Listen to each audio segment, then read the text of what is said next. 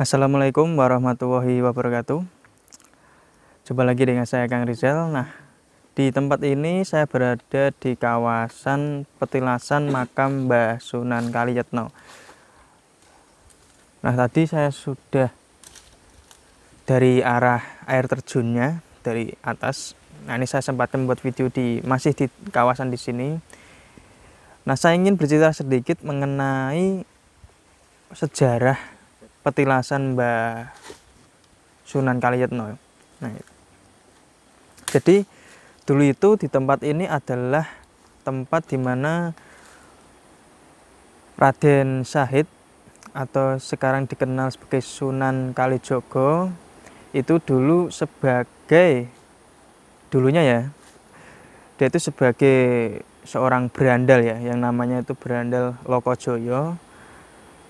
Nah, di saat perjalanan itu dia bertemu dengan salah satu orang dan ingin merampoknya, tapi Raden Syahid tidak tahu bahwa itu adalah Sunan Bonang. Nah, setelah itu Raden Syahid tahu kesaktian dari Sunan Bonang itu sendiri yang mengubah buah matoa ya itu menjadi emas. Nah, dari situlah Banda Lokojoyo atau Raden Syahid itu mulai ingin menjadi murid dari Mbah Sunan Bonang. Nah, tidak hanya sampai situ saja.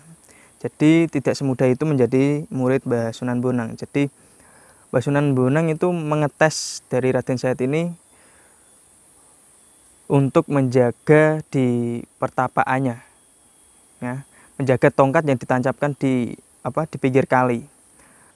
Itu Mbah Sunan Bonang itu menancapkan tongkatnya yang dijaga yang harus dijaga oleh Raden Syahid itu di pinggir sungai. Entah itu berapa tahun, lalu dihampirinya kembali oleh Mbah Sunan Bonang. Nah, barulah itu disebutkan nanti diangkatlah Raden Syahid itu menjadi salah satu wali Allah yang sampai sekarang dikenal sebagai Sunan Kalijaga di daerah Kadilangu, Demak. Nah, jadi di tempat ini adalah petilasannya, bukan makamnya. Jadi petilasan itu tempat meditasi atau tempat pertapaan dari Raden Syahid itu dengan segerombolannya yang dulu itu disebut sebagai Berandal Lokojoyo. Nah, tapi Berandal Lokojoyo ini tidak merampok untuk hak milik pribadi, bukan, tapi untuk dibagikan kepada rakyat-rakyat miskin atau rakyat yang membutuhkan. Niatnya baik, cuman mungkin cara yang salah. Nah, setelah dia bertemu dengan Mbah Sunan Bonang itulah dia mulai mengerti dan dia ingin berguru dengan Mbah Sunan Bonang tersebut, dan dia sudah istilahnya bertobat dan ingin ke jalan yang benar. Nah, dengan cara itulah Raden Syahid itu diangkat menjadi salah satu wali Allah. Nah, jadi di tempat ini adalah tempat pertapaan beliau terdahulu. Dan pertama kali dia bertemu dengan Mbah Sunan Bonang. Nah, itu. Jadi bukan makamnya tapi pertilasan atau pertapaannya. Dan tempat pertama kali Raden Syahid bertemu dengan Mbah Sunan Bonang.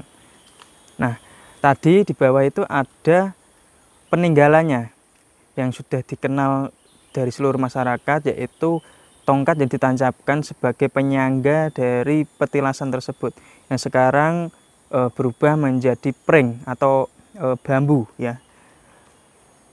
Nah, tadi saya sudah sempat ambil gambarnya, nanti saya masukkan di video ini supaya biar saudaraku semua jelas. Nah, jadi apa yang kita ambil dari sejarah ini?